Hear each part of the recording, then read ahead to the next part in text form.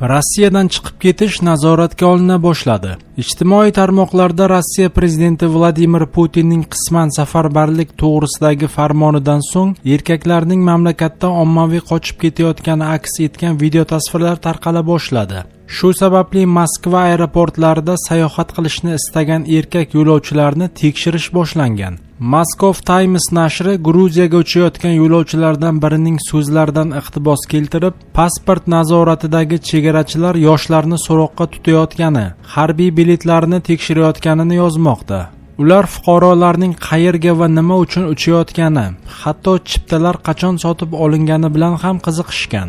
Biroq biror kishining hibsga olinib harbiy komissarlikka yuborilgani kuzatilmagan.